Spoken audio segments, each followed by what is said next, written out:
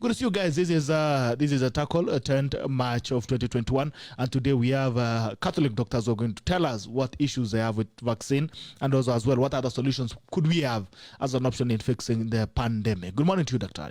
Good morning. Good to see you. It's good Oh, to yeah. be here. You're looking very sharp. Asante sana. Thank you very much. This is your first time on the tackle. Yes. Uh-huh. And it is a pleasure to be here. You're doing a beautiful job. Wow, thank you so much. I really appreciate it. Asante. You know, when I get such positive comments from seniors like you, hata nasikia naweza tembea na kichwa.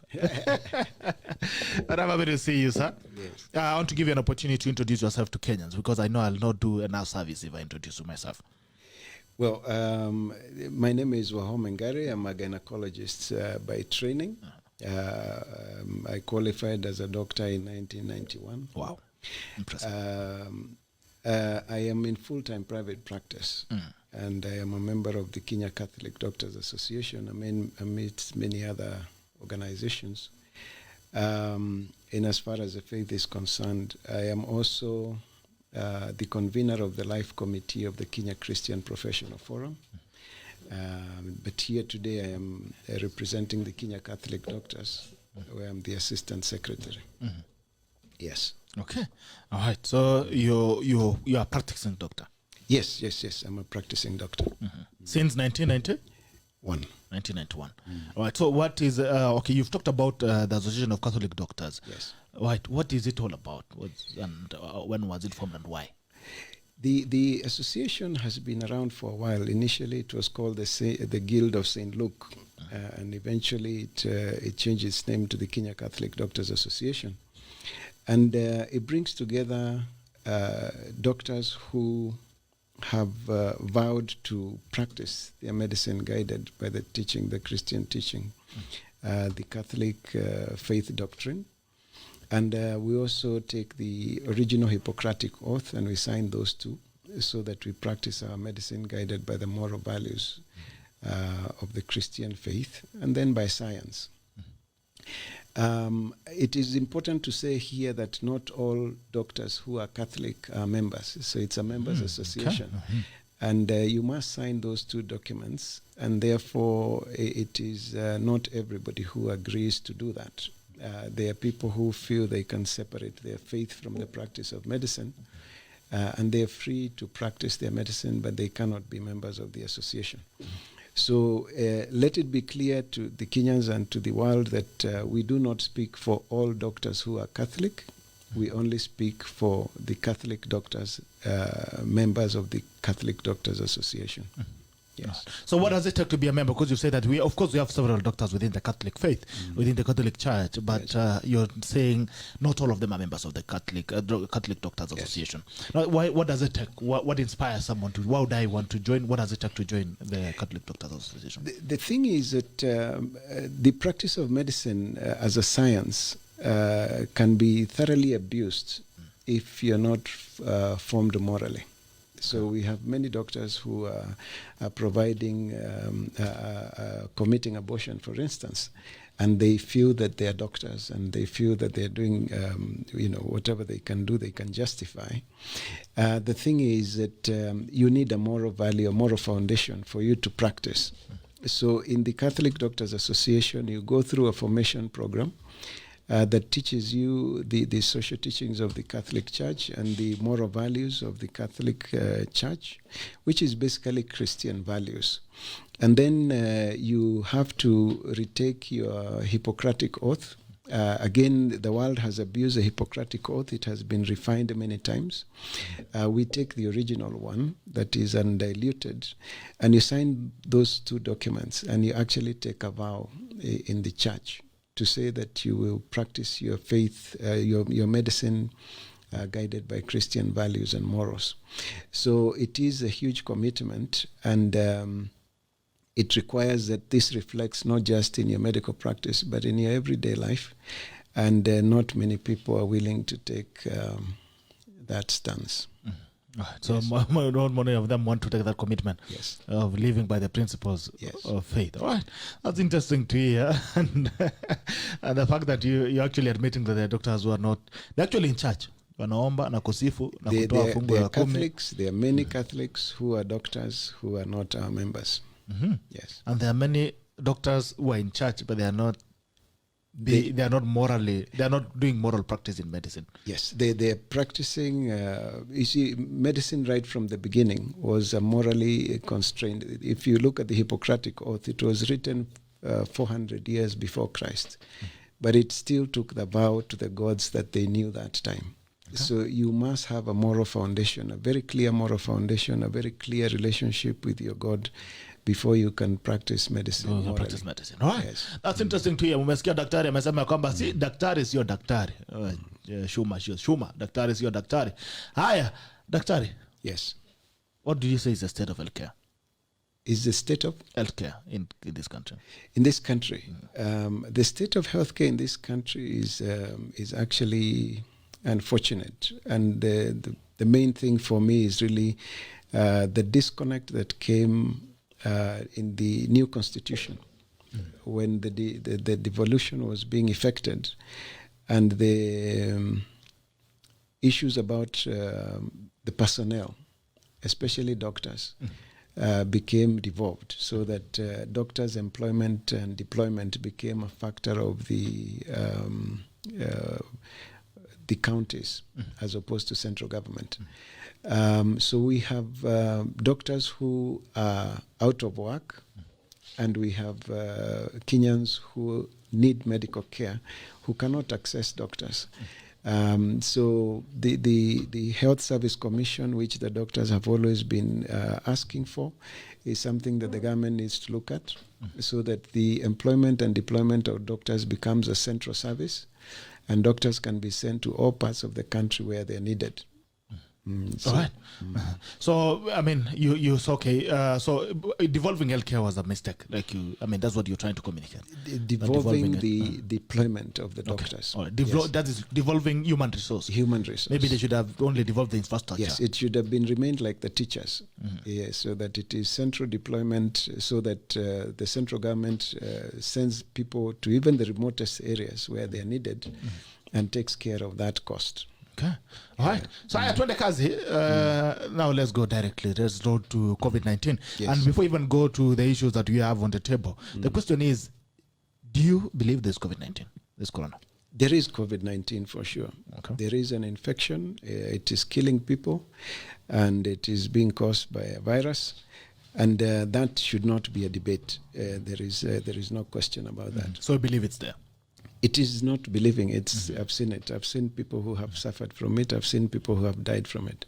Yes. All right. Now let's go to the questions that you, the Catholic Doctors Association is raising, which you're saying you're a leader there, and I'd want to understand. Let's just take a background look into the history of the Catholic Church, especially, and issues to do with medical proposals, from vaccines to even management. You've also had issues with birth control management, mambo ya contraceptives and all that. The Catholic Church has always been anti-vaccines and anti-birth control methods or contraceptives.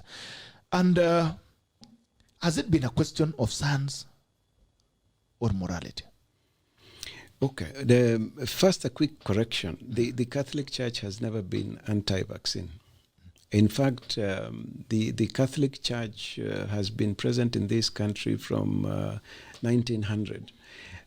It is older than the Republic. Okay, and the Catholic Church started offering medical services long before Kenya became an independent state.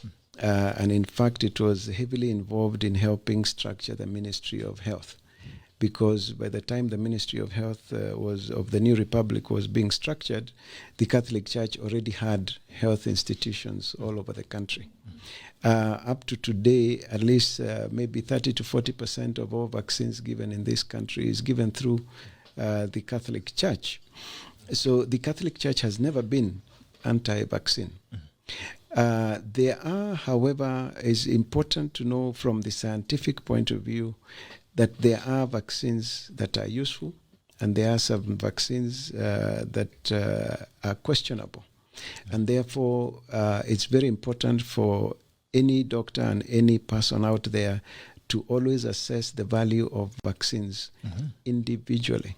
Each one of them should be assessed separately for its value. And when that is done, there are certain vaccines that we, as Catholic doctors, we feel are not necessary, and basically we point those out. And far as the issue about contraceptives is concerned, again, it's important for everybody to understand that contraceptives are not medicines.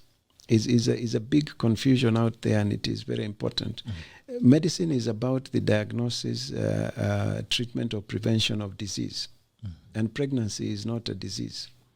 Okay, so it is an inconvenience sometimes. It is actually a natural thing. Anybody who engages should expect that they can get a baby out of that activity. It is natural. It is foolish to expect anything otherwise. So it is. When you think about contraceptives, then think about them as drugs. So there are many drugs that are not medicine, including cocaine and alcohol and cigarettes. And those are all social drugs. They're not medicines. So basically, the practice of contraception is not a medical practice. That it is taught to doctors is because they are convenient and that they can access patients. But it's certainly not a medical practice. So it is both, you could say it is a moral issue, but it is also a scientific issue. It is a scientific fact that contraceptives are not medicines. Right. Yes. So the question, okay, you say that it's not medicine, Yes. but where is the conflict? Because when you talk about again, there is the issue of management or conception is a natural process. Yes. And they say that horizontal activities, you cannot expect a flat screen TV, you expect a baby. Yes. Right. But the reality is, Yes. people having sex, even in church, it's there, right? And when you look again at the management of conception, it's about the burden of the outcome, like a baby and all that. So as much as it's not treatment or anything, the conflict of responsibility. Yes, and I think that is the place to start. The issue is responsibility. So the sexual act is not like breathing. It's not like oxygen or food that you're going to die if you don't partake. And I think it is important that people look at their attitude. The second thing is that the woman is not a sex object. Wow. Okay, so that men have to be careful how they approach the woman, that she's not just convenient in bed, but that she's a wholesome person. Then there is the fact that men, the sexual act in a man, you cannot separate pleasure from childbearing. Okay. And all men need to be, any man listening, please listen carefully. For you to experience sexual pleasure, you must give seed. Sure. So any woman you touch, you have already dedicated them to be the mother of your children, even if they're on Koinange Street. And it is very important that this becomes a clear fact. Therefore, for the man, the training and the attitude should be, you have a seed that can give a baby. Be very careful where you plant your seed. Now, again, it is very strange that you could go and plant maize in a fertile land, and when it sprouts and you see maize, you get shocked and you say, what happened? Hii mahindi imetoka wapi? So you don't get shocked. Actually, thank God. We say, Asante Mungu, kwa sababu ya mahindi imemea. Now you go and you plant this seed in a fertile woman, and she tells you she's pregnant, and you say, how? Wait, what happened? It is actually not very sensible. Doctor, you want to kill pleasure in Nairobi. So that is one. The other one is that the woman can have sex for pleasure because she's only fertile for 4 to 6 days in a month. Okay?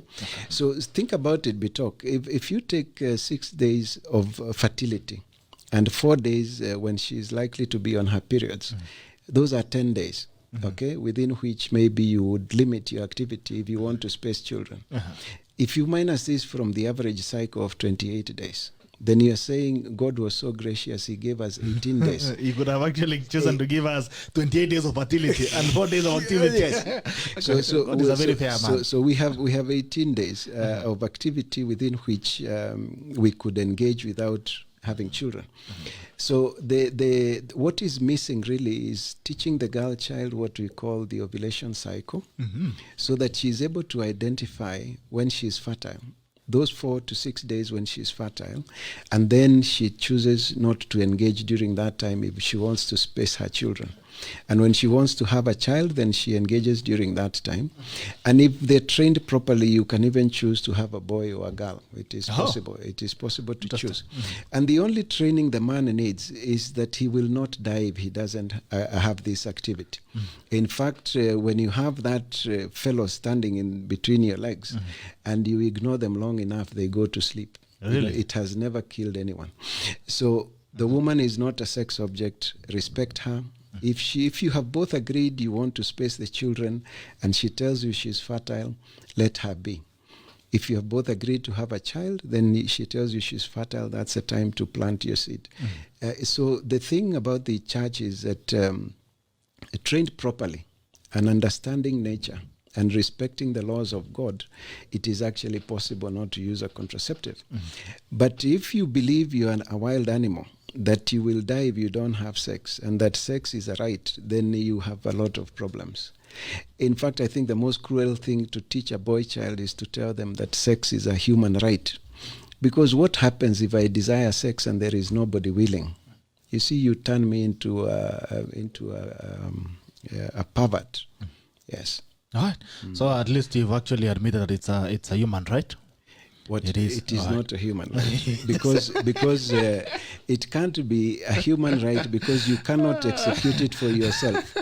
You have to talk to somebody nicely, and therefore, if they say no, you have to respect them. So you can't call it a right. Otherwise, rights are things you should be able to have by yourself, or you should be able to acquire on your own. Yeah, all right. So now the question is, I appreciate what you've said, and the question you're raising is, yes, it's okay to manage, to manage production. Yes. But no, don't use medicine. That's what you're saying in short. What you're saying is that there is an option. Yes, there's an option of natural. Yes, there is an option. And if you're trained, you can use one. Then you train and use the one you want. But don't say that natural doesn't work just because you have hooked yourself on contraceptives. But daktari amesema huwezi kufa, by the way. That guy, if you ignore him, somehow he goes back to sleep.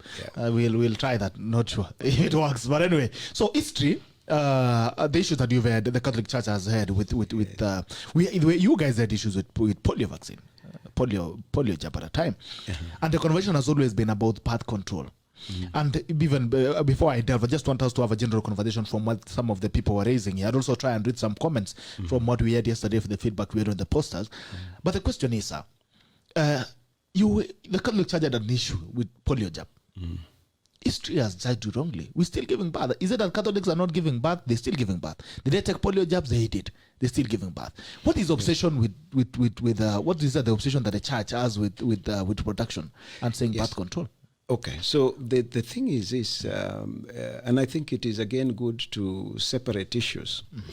Every time the church has raised the issue about vaccines, it has always been campaigns. Okay, so they're the routine vaccines that are given, and even up to today, polio is given in mission hospitals run by the Catholic Church. Okay, and but there is this one time the World Health Organization or somebody else comes and says there is a special campaign to eradicate something. There is a special campaign to get rid of something. Now, when those special campaigns come, and you have children who have been immunized against, say, polio, and we are going to repeat the vaccination of polio several times, then what happens is that we always want to check those vaccines and see whether there is anything sinister. Why is it that it is outside the norm? And one of the concerns we had about the polio was the possibility of the presence of female hormones. The tetanus vaccine, there is actually a vaccine, and you can read about it. It is a fertility regulating tetanus vaccine. So the idea is we are giving our women tetanus vaccines while in pregnancy as a routine. Every woman would get 2. And then WHO comes and says, now vaccinate all girls from the age of 14 to 49. And you're going to repeat these vaccines every 6 months. And we know that there is a concern about those vaccines. So you take the vaccine and test it. And if you find it is not good, then you oppose it. So routine vaccination, the church has never opposed. But every time a campaign comes, we want to be sure that this vaccine being given in the campaign is good and it is standard, and that the science for its repeat makes sense. If the science doesn't make sense, then we question. So, okay, historically, from what has already happened, is there any time you've been vindicated that actually the campaigns that have been vaccination campaigns have turned out that actually they had sinister motives? The last one we had, the tetanus vaccine one, the campaign, the tests were done, and we were able to demonstrate to the whole world that the vaccines that had been used here, some of them had beta HCG, which is a hormone that is the one that sustains pregnancy. So those tests are there. We even wrote a paper about it, and it is in public knowledge. And that campaign was then eventually stopped. Okay, so it is a good concern. The polio vaccines, the extra vaccines that were coming, again, that campaign eventually stopped. So the tetanus vaccine is where we have proof that there was something wrong, and that campaign needed to come to an end. Yes. All right, now there are two caps you wear before I delve into the real deal. Is you are wearing a cap of a faithful from the Catholic Church, and you're wearing the cap of a scientist, a doctor. Yes. So in an event, because there's a lot of time that science would conflict with belief, because religion is actually a belief. It's a belief system, right? Medicine is science. You are a professional doctor. You are a practitioner of science, and you also are faithful. In an event that these two things clash, where faith and medicine clashes, where do you fall? What do you choose? If you look at science, is a pure science as it is basically founded on natural law, okay, and natural law and religion, faith, do not necessarily conflict. In fact, they complement one another because both of them are revealed truths. So, for instance, if you say the law of gravity, okay, is a revealed truth, but it is revealed in science, but it is a fact, is a natural law. In the same way, when you say that there is a man and a woman, and that neither can be the other, again is a natural law, but it is also found in religion. Unless you point out something that we can discuss, I have never been in a place where science and religion conflict. Okay. Yes, yes. So there would be, if you say, for instance, some people will say they never take conventional medicine, and whatever their belief is, you can say that there could be some misunderstanding or some value systems. But in reality, natural law and science and religion are all revealed laws, and you rarely would find a conflict. So unless you have specific something we can discuss, I have never been in that conflict. In a bad situation. Yes. All right, because I was trying to sympathize with you, because I know it happens quite often, because when you find that the conflicts of religion and science, there's always sometimes where these things conflict very strongly. Now let's talk about COVID-19 and the vaccines that you're raising. Yeah. The issue that the Catholic doctors are raising about the vaccine, is it moral or is it scientific? And what are those issues? The Catholic doctors do not address themselves to moral issues. So remember, morality expects me to speak the truth. Okay, morality expects me to be good. And that is where morality helps me with my practice of medicine. But when it comes to the science is very clear. So when you have the COVID-19 vaccine, for instance, like the one that is in this country, it is made from, they use aborted fetal cells to multiply the virus to manufacture the vaccine. Okay, so you use aborted cells to multiply these viruses. These abortions occurred in the 70s, and somebody took the cells from the kidneys of a child who had been aborted and kept multiplying them in the lab, and those cells are still available today. So they have been used to multiply the virus that is made to be put in the vaccine. So Catholics were concerned that if I take a vaccine, knowing that it has been produced using aborted fetal cells, will I be collaborating with the evil of abortion? So that was a moral question the Catholics had. And that is what the Holy Father addressed himself to. And the Vatican gave a very clear guideline that if you are in a dangerous state, like that one of COVID-19, and the only thing that can save you is this vaccine, and it has been made from those cells of aborted fetuses, then it is moral and licit to take the vaccine because you cannot watch yourself dying. That was the moral issue that the Vatican had addressed. Now, as Catholic doctors, we are not addressing ourselves to that. What we are saying is that the vaccine is not necessary. Okay. So Bitok, again, let us be very clear. Before I offer my patient any medical treatment, the first question a doctor must ask is whether this treatment is necessary. If I convince myself it is necessary, then I must ask myself whether it is efficacious. Does it work, as the manufacturer has said? And then I look at scientific papers and I check and see whether it actually works. The next question I ask myself, is it safe? Have they done animal studies? Have they done this? Have they tested it on a small group of people? Have they found it to be safe? And I convince myself it is safe. Then the other thing we must do, especially in developing countries, is ask whether it is cost effective. So it is the same order of things that we put the COVID vaccine through. And because now it is very clear we have effective treatment for COVID-19, and I will repeat it again for all the viewers to hear, it is possible to treat COVID-19. Wow, interesting. And so long as there is effective treatment against COVID-19, the vaccine becomes unnecessary. You do not need to answer the other questions. Whether it is safe or whether it is efficacious becomes unnecessary. But in our paper, we still addressed all those questions. Whether it is necessary, we address whether the cost effectiveness. And when you look at the cost of the vaccine and the cost of the treatment that is currently available, it is ridiculous. Yes, half the money they are using to develop one vaccine would be possible to treat anybody who needs the treatment in the world. The question is, why is everybody so silent about the fact that treatment is available? That is what is causing us great, great pain. That nobody else should die from COVID-19 anywhere in the world because cheap and available treatment is there.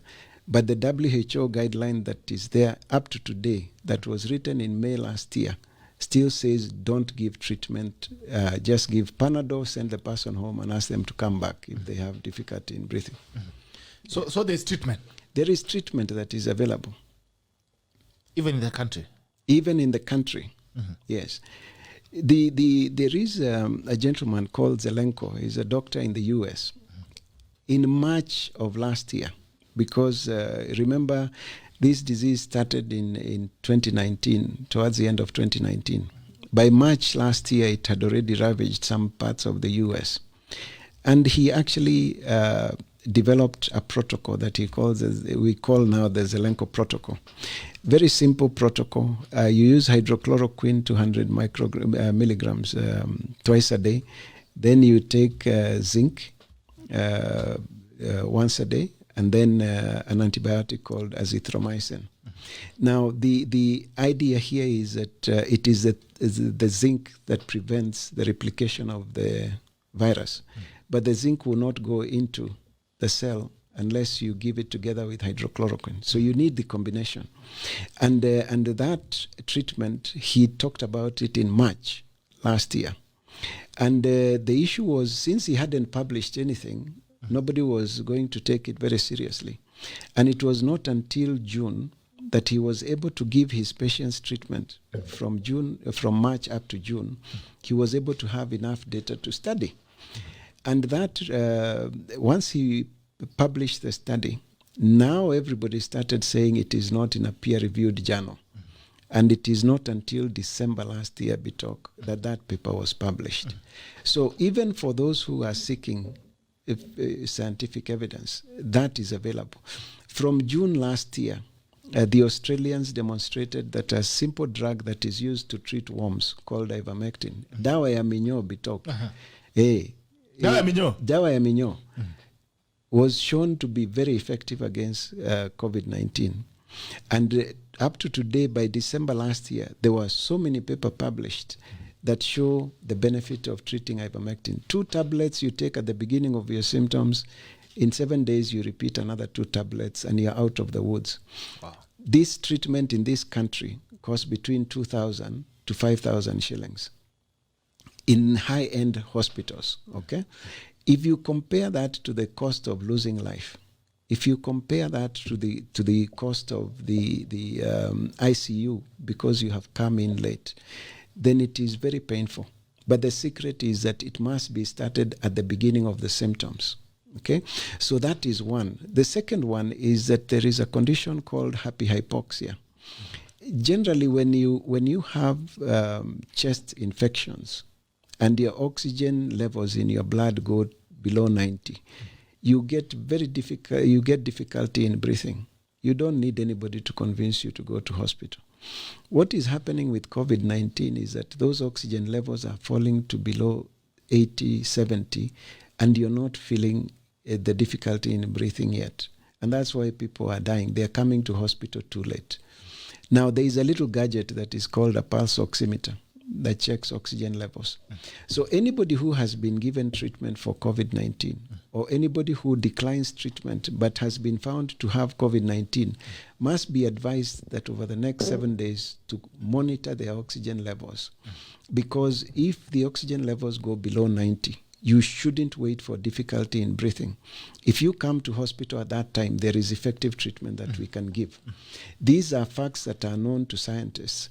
Why the WHO has not talked about it, why the Ministry of Health is not talking about it, we should be very loud about this treatment so that we don't lose another Kenyan.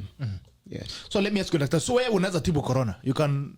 I have treated. Treat. Yes. You've treated COVID-19. Yes, I've given patients the same therapy. You have treated COVID-19. Yes. Daktari, Yes. umetibu corona. Nimetibu corona. Kenya hii. Na nimekuandikia mpaka kwa hii barua ambayo to release the treatment so that nobody can say they don't have it. And you see, Bitok, what people need to understand here is that we have put our whole reputation on the line. This is not a joke. There are people who are dying. We have already lost 1,800 people. Sure. Those are not statistics. Those are people. And if there is treatment that is available, everybody should know about it. Now, even if at the beginning, when this doctor was talking about it, Ali say by June, he was already showing some useful data, the Zelenko Protocol. It would have even been better to use that as experimental level than to give us an experimental vaccine. You see, there should be, the first thing you should do is try and treat the disease with everything that you have that is available. Right. Why would you tell people not to treat a disease? And that is what I was trained to do. Yes. Why would you tell me to give people Panadol and send them home after doing a test and confirming they have COVID? Yes. So let me ask you. So Yes. okay, so why? The question is why? So why are we not treating it? That is the $1 million question.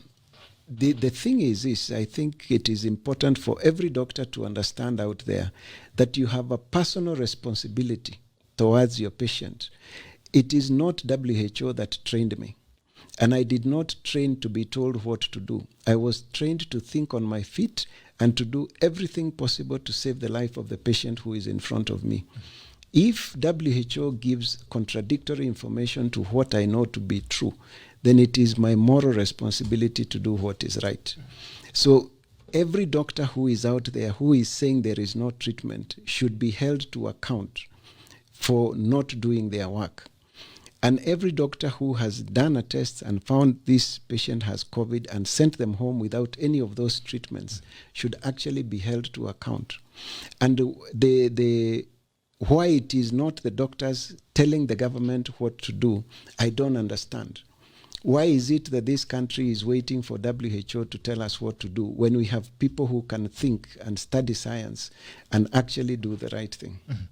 So you're talking about holding institutions accountable, and doctors. All right, doctors accountable. Yes. So I also want to put you at a point of accountability. Yes. So you have said you've already treated corona patients. Yes.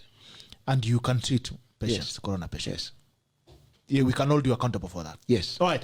If there's anybody who has any symptoms of COVID-19, or you know anybody who has been diagnosed to be COVID-19 positive, we also want to hold you accountable. Yes. You want to seek your services. They want to say, Dr. WAHOME can treat COVID-19. Every doctor in this country can treat COVID-19, and even those who did not know already have our paper. Mm-hmm. If you don't believe what is in that paper, go and do the research yourself. But every Kenyan in this country should go to any doctor they know and tell them, we have been told there is treatment for COVID-19. Kindly give me that treatment. Yes. All right. It is, don't send them to me. Let them go to every doctor who has a paper registered as a medical practitioner in this country. And it is the same for the vaccine. Mm-hmm. We have said the vaccine is unnecessary. We have put it in writing. Mm-hmm. Any doctor who tells you that the vaccine is necessary, hold them to account. Tell them, Daktari, why do you think it is necessary when there is treatment available for COVID-19? Daktari, show me the papers you have studied that have been published in peer-reviewed journals that show that this vaccine is efficacious, that it works. Show me the papers you have seen that have been published in peer-reviewed journals that show that this vaccine is safe. Because right now what we are going through is the largest human experiment on the value of this vaccine. This is an experiment. Have you seen the letter they are sending you to before you can get the vaccine? I have not taken the vaccine myself, so no. But if you are sent a consent letter, which you must sign, and that letter says the vaccine will not prevent you from getting infected. The vaccine will not stop you from infecting others. Yes, and you sign the letter before you can be given your vaccine. So why are we having the vaccine then? If the consent letter is saying it's not going to stop me from getting the virus, yes, it's not going to stop me from transmitting the virus, then yes, why are we having the vaccine? Now, Bitok, that is the same question I'm asking. And when you say, is the vaccine effective and safe, the only information we have, even as doctors, is what you have on social media. The drug manufacturer says it's safe, FDA says it is safe. But where are those documents? They say it is efficacious. Where are they? Because before you use any vaccine, even the ordinary ones, these tests are done and are published so that scientists can interact with this science and see whether the information you gave was adequate and was good. And therefore, okay, I should be able to see documents that are scientific and then base myself on those scientific documents to tell you the vaccine is safe. Any doctor in this country who says the vaccine can be given, ask them for those documents. Ask them how they came to that conclusion that the vaccine is effective and safe. Now, for us as Catholic doctors, we are saying it is even a waste of time to go there. The vaccine is not necessary because there is treatment that is effective. If this government used just a fraction of the airtime they are using to tell us how many people have died of COVID-19, to tell us that there is effective treatment, and to tell us that immediately you start showing signs and symptoms of COVID, please go and get treatment because that is when it is most effective. And then if you go home, always monitor your oxygen levels. And if they fall below 90, run to hospital quickly. Don't wait for difficulty in breathing. No. If we spend half the energy that we have spent reading statistics every day to the Kenyans, nobody else would die from this disease in this country. All right. So now, the protocol you've talked about in America, America has to be one of the nations that are recorded the highest infection and death of coronavirus. Yes. The question is, and I also want to throw you the same question, why is it that the same protocol is not being used to treat COVID-19 in America, where the doctor is not treating? Also, the question I also want to throw to you, Dr. Ari, is the disease has been here for a whole year. We're almost jumping into the second year with coronavirus. Why is it that the Catholic doctors, including you, that you're saying there's a treatment, why is it that you are not talking about the treatment when you're talking about the vaccine? Yes, why have we not implemented the protocol through the whole year and get done with this COVID-19 thing? Very good. Those are very good questions. Now, you remember that the treatment with hydrochloroquine became politicized. This doctor who discovered this treatment is the one who wrote to Donald Trump, the former president of the U.S., and told him about this, the fact that he has seen of 85% of the people he treated did not need hospitalization. Okay? It was very early in March, so observe and tell us what is happening. Now, by the time President Trump talked about it, he talked about hydrochloroquine. Okay? Now, hydrochloroquine has been known to stop viral multiplication for a long time, even in 2003, when the first SARS virus epidemic happened. So it is not a new drug. But he makes it very clear. The science is very clear. If you use hydrochloroquine without zinc, it is not effective. And for the treatment to be effective, it must be given when the virus is still multiplying in the body. Okay, so the virus must be in the replication stage. And that must be at the beginning or soon after the symptoms have developed. Then you reduce the virus, the viral load, and you reduce all the complications that come. Now, when the HCQ, the hydrochloroquine, was being studied, if you look at the studies that say hydrochloroquine doesn't work, it was usually used alone, not with zinc the way he had suggested it. It was given to patients who were admitted in hospital who were already very sick. By that time, the virus is no longer replicating. You're having complications of the infection. Or it is studied in the outpatient setting, but again as hydrochloroquine without the zinc. So you can see that there is scientific mischief. So this corruption we are talking about in this country and the corruption we are talking about in the world has not spared the medical profession. There are people who are out there publishing papers to denounce treatment that would have otherwise been useful by creating protocols that are different from what was described. And this is very shameful. That same doctor was threatened. You remember the pharmaceutical industry makes a lot of money from disease.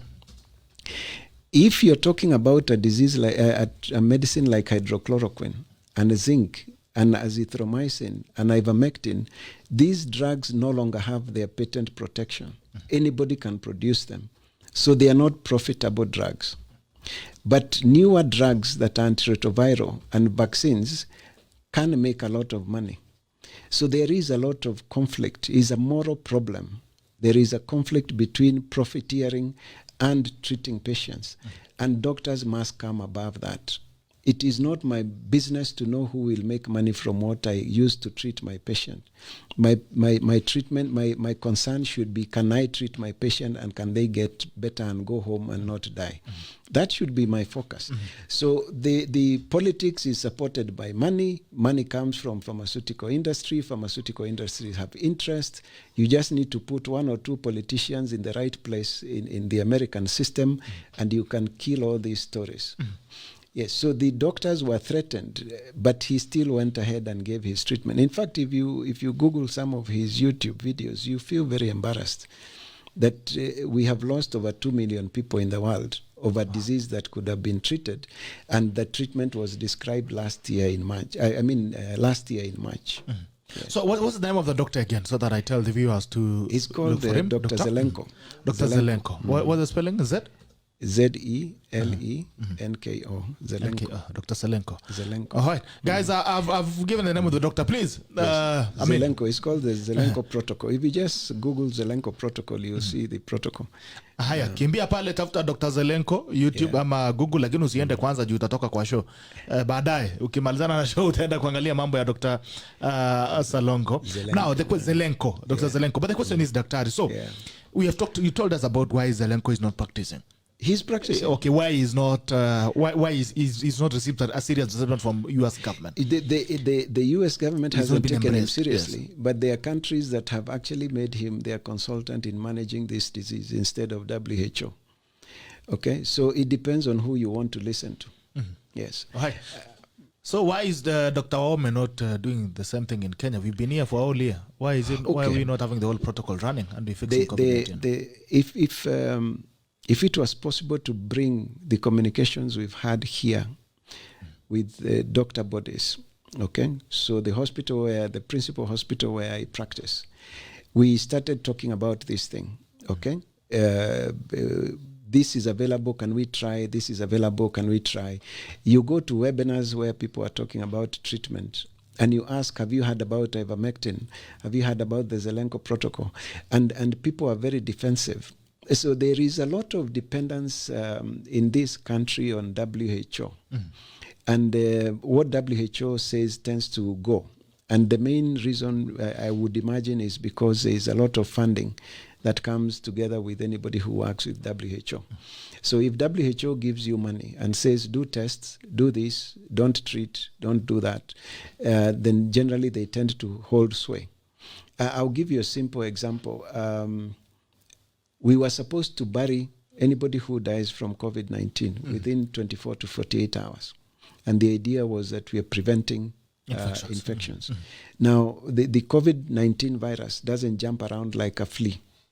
Okay? So if you're dead, you're not breathing. Okay? So you cannot breathe in and out. You are dead. So the idea is a dead body cannot breathe out viruses. So if you are not doing anything that would spread out stuff, and you're wearing gloves, then you basically have taken good care of yourself. You have a mask and all this. Now, we learn from postmortems. If somebody dies and we don't know why, we ask the relatives to allow us to do a postmortem so that when we look inside, we find out why we missed the disease and what disease that was. And that education may not be important for that family and that man who has died, but it is very important for the patient who is living, who may come with similar symptoms. So when you take people who have died of a strange new disease and you bury them immediately, you basically bury the scientific evidence. Wow. You bury knowledge. And it was not until some Italian pathologists went against that directive and did a postmortem that we were able to know that part of the disease process is that people were forming blood clots in their lungs towards the late stage of the disease. And by just putting in a blood thinner in patients who were admitted, many more lives were saved. Why would WHO tell us not to do postmortems?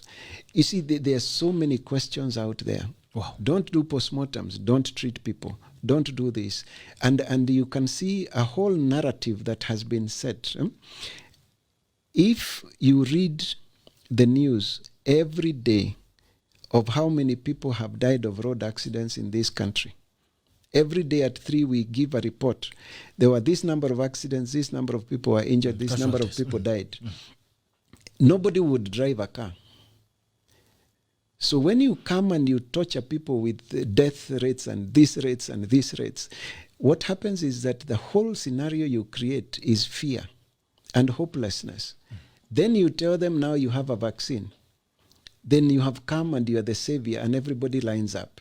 So you're saying the narrative for this vaccine was created long before, because everybody who was speaking, especially the politicians in Europe, were saying unless we find a vaccine, we'll never go back to normal. Unless you get a vaccine, we'll never go back to normal. The truth is that with the treatment, you can go back to normal and you don't need the vaccine. Yeah. Wow. When we come back, I want to ask you, there's something you've questioned. Yes. You've questioned the procedure of the vaccine. You've questioned the module in which it has been made and also distributed. And you've also said that we've all been turned, the whole world has been turned into a field of guinea pigs where we are testing the drug on. So when you come back, I want you to tell us about what is the credible procedure of coming up with a vaccine that you as Daktari can confidently sit and say, dunga mimi. Okay. When you come back, all right. Moses Kuru says, Gerald Bito, can you post that later? Barua ya madaktari, you can share on email, then you can post that on the comment section. Mpenda kasema finally I found a genuine doctor in Kenya. Anafanya kazi wapi? Moral and Science. Sijui anafanya kazi wa daktari, ofisi yako iko wapi? Niko Cardinal Otunga Plaza Annex. Cardinal Otunga, which floor? Sixth floor. Haya, Cardinal Otunga Plaza Annex. Utakimbia pale utaenda kwa daktari. Haya, naona Pauline Mwangi says wicked world we are living in. Alvin Mwangi says agree with you. Agree with you, Gideon. Haya, Baraka Dominic, just imagine aborted fetus cells. Hesh, that's demonic. Jehovah save your people. Haya, Kevin Kabuga, you can't live like that. You have to allow all the information so you can tell which is correct. I think it was a reply to Gideon. Sami K. Muta says I'm a Catholic priest and I believe in what a doctor said. Then Bishop who only once or disobedience with no knowledge of that science can do. Thanks, Daktari. Collins Kemiso is good informed Kenyans.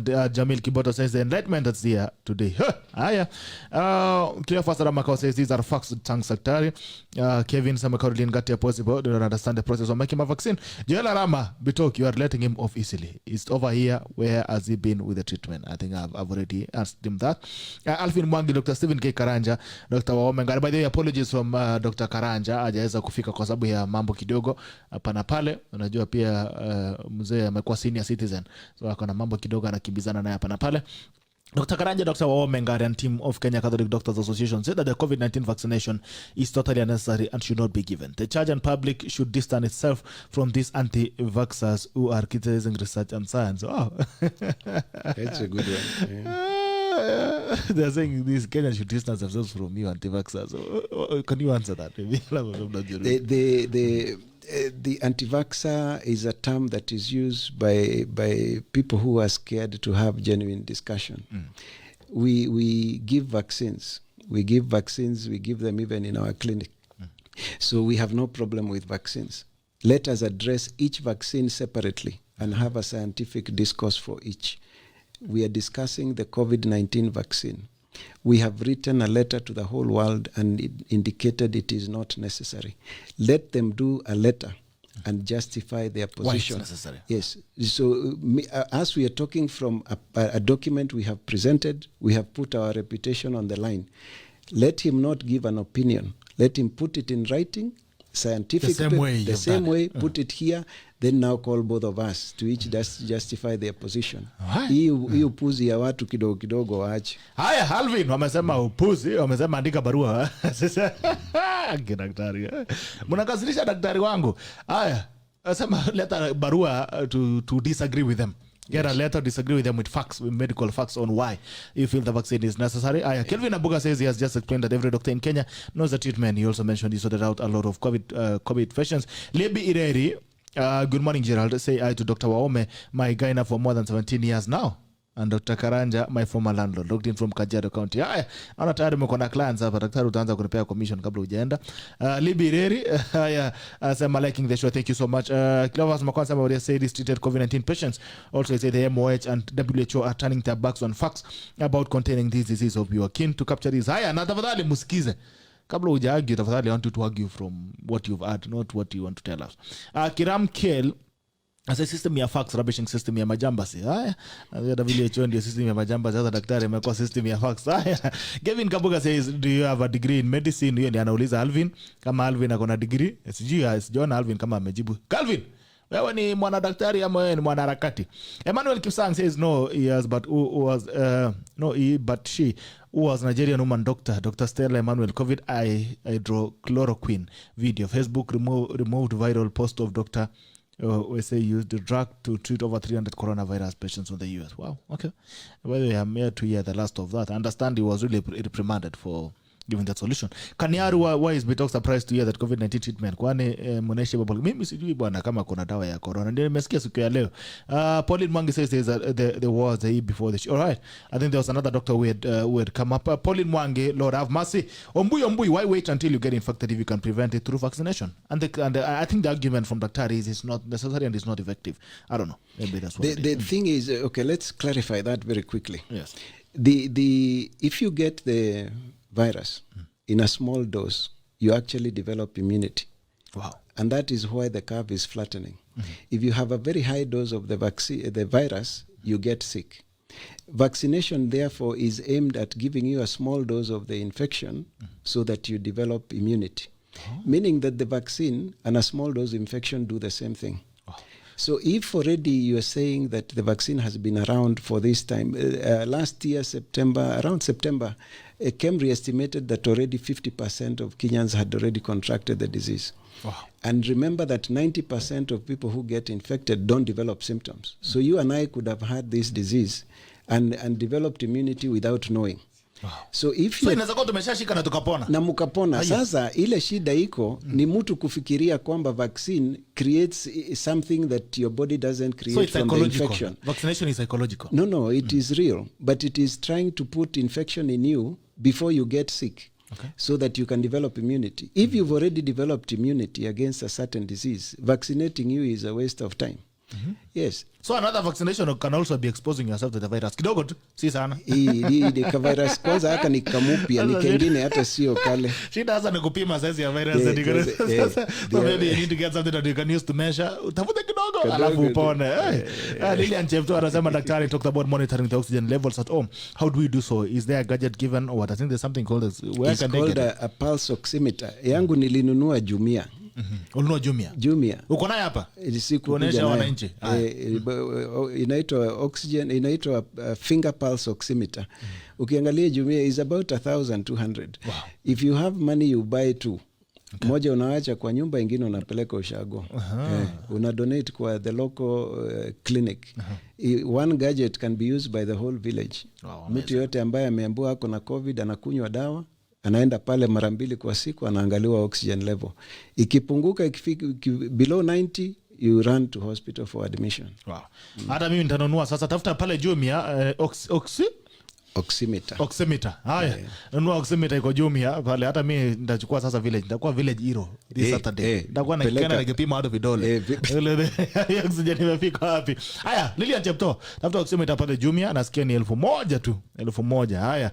Cleophas Salama kasema hapo kwa pharmaceuticals is now the punchline. Pesa na siasa ndio inatawala. Haya. Kaniaru says, I keep telling Kenyans to quit watching CNN, BBC and other media outlets in collaboration with Clubbers Cabal. I agree with you. They should only watch a tackle. Joel Rama, General Bitoka, I know for a fact several states order the hydro staff and they have tried but never worked. They had to discard vast amounts so that is ogwash. I give points on zinc. Alright, amekubaliana na zinc, lakini amesema hii hydrochloroquine lazima ziwe pamoja. Lazima ziende pamoja. Ukitumia moja bila ingine kazi bure. Kazi bure. Hazo masikia Rama, hydrochloroquine na zinc zitembee pamoja. Hata mimi I have a very long tube of zinc by the way. Lakini sijakunywa siku 3, nataka nipate kidogo ikue. Uhitaji, you don't need to take anything if you're not sick. Please, let's make it clear. The 90%. So you're also buying the politics of multivitamins also. 90% of the people who are getting sick are getting the infection are not getting sick. Only 10% are developing symptoms. So don't worry. Uko unakula healthy, unatumia hizo tu vitamins wako, don't take these medicines. If you develop symptoms, then go, and in fact it is very important you do a COVID test, because we also need scientific evidence that you have taken the test is positive and you have taken the medicine and you're feeling better. So if you have symptoms, go and do a test. Then get your doctor to prescribe you this medicine. And then we observe and see what happens. Ndio shida Kenya, ugonjwa ni biashara. Ukienda kupima COVID bwana, unaona positive, hii ni pesa. Anakuambia kuja kitanda ndio hii. Hiyo ndio kitu tunawapanga, ngoja tu ningangana na shida yangu nyumbani. So zinc, hii maneno ya multivitamin na zinc, you don't have to take it before you get infected. So we have also bought the politics of multivitamins. The a normal healthy balanced diet, the is same enough. things you take. Is enough. We are not exaggerating anything. We are saying, if you see Bitok, for you to get the disease, for it to become severe, for you to develop symptoms, either you got a very large dose of infection, or your immune system is not strong enough. Okay. And unfortunately, as a doctor, I can't look at you and tell you which of those two you have. But if you develop symptoms, it means your body is struggling to fight that infection. Anybody who develops symptoms should be put on treatment without asking other questions. Okay. Whether you have diabetes, you don't have diabetes, whether you have this, you don't have this. The fact that you develop symptoms means either you got a very large dose of virus or there is something wrong with your immune system. All right. So with a proper immune system, you can be able to fight it off, even without 90% of the people are not developing symptoms. Wow. Yeah. Hasa mmesikia wananchi, Samuel Mwangi, politics, money and our health, we are messed up. It will be nice if he addresses on Citizen television. Hii ni kubwa kuliko Citizen. In fact, Citizen is the next us. Joel Rama, which countries are? Isaac Malit says there are so many vaccine treatments for COVID-19 now. All are made from aborted cells. Yeah. Sorry? He's saying there are so many vaccine treatments for COVID-19 now. Are they all made from fetal cells? Not all of them are made from the fetal cells, but almost all of them are tested using. The Pfizer and Moderna are not made from the fetal cells. but the effectiveness is first tested on those fetal cells. So they still are somewhere in the works. I think let's refocus. The vaccine is not necessary. Okay. Because there is treatment. That's the conversation. Okay. Those other details people can go and read about if they're interested. Very, very important. Thank you, Dr. Asante sana. Arab Macau. Kumbe Arab Macau ni daktari bwana. Kile wanasema HCQ, the chloroquine must be used with zinc and at the replication stage of the virus. Thank you. That is very good. Kumbe nakuanga na madaktari hapa wanakuanga wanoma sana. Asante sana. Thank you so much the doctors, the tackle doctors. Nitakuwa nawapeanga allowance kidogo. Nikiomoka. Kanyaru wanasema, by the way, the government will not go along with that doctor recommendation because WHO is who is calling the shots and the government is in on it, by the way. I don't think that is a correct statement. I think you can't condemn the whole government. I think there are people who can be held to account, people who should advise a minister, people who should advise a president. They should have given all these as possible options. The medicine could be easily available now in all district hospitals, all as an option. Yes. So it is the advisors of the. Remember, the CS is not a medical doctor. The president is not a medical doctor. Ule wa matangazo. Lakini kuna watu ambaye wako wameajiriwa kwa hiyo ministry kazi ya kupatiana medical advice. They should be able to give advice as doctors and not functionaries of WHO. And you keep wondering, why do they give? Kwa nini walipea mtu wa PR, Ministry of Health, when they could choose a doctor to run the ministry? Wakapea mtu wa PR, mtu wa public relationships na public management. Haya, tutajua, ndio maana kuna sinema mingi. Otieno Paul pia anasema there's always been a mischief in this old saga, and most of the people calling themselves doctors seem to have exported their knowledge to WHO, and so cannot make any decision without WHO making them mere messengers of WHO. I don't think they need a degree in medicine to do that. Anyone can be. Yes, you can be Minister of Health. Nini bora tu ujue kupiga sinema kidogo. Paul Mwangi, repeat the whole show. Wow, need God. Show itakuwa pale YouTube.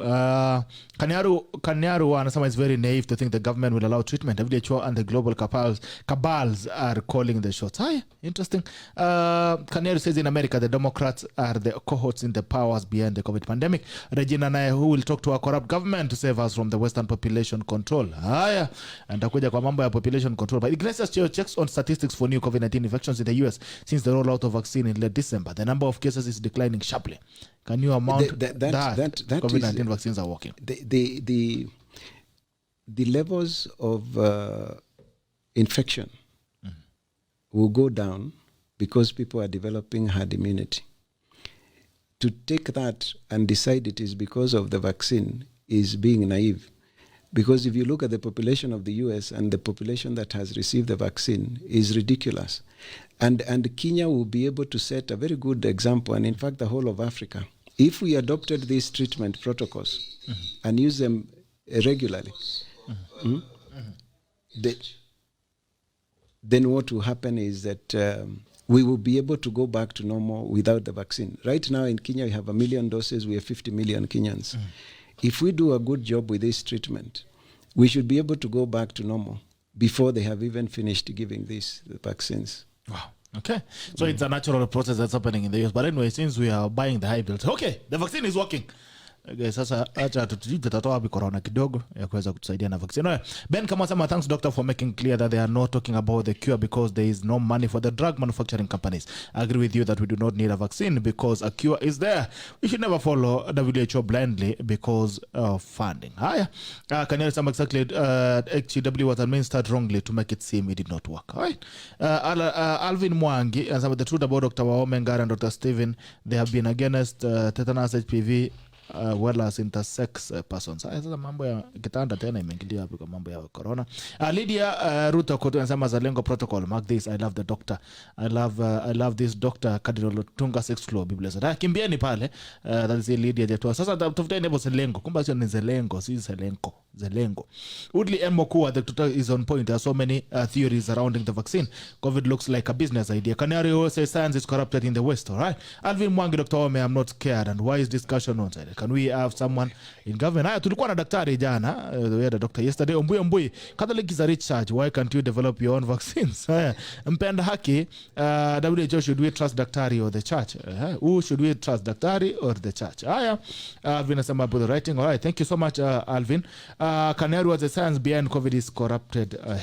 Alvin Mwangi, I'm a social scientist. I'm not a doctor yet. Anasema ni mwana sayansi ya social scientist. The social scientist just what Ave assume.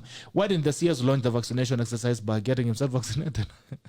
I think that talk is another area we have to be careful about.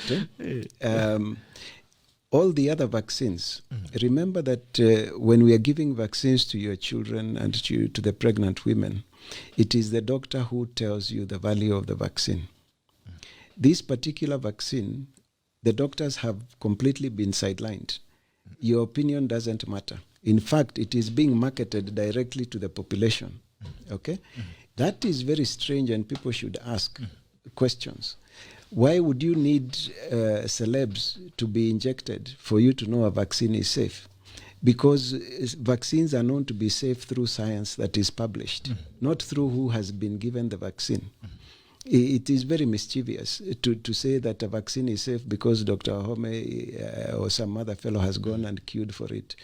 Vaccines are known to be effective and safe. Because they're effective and safe. Because you have published data in peer-reviewed journals that any doctor in the world can read and convince themselves that the vaccine is necessary. All right.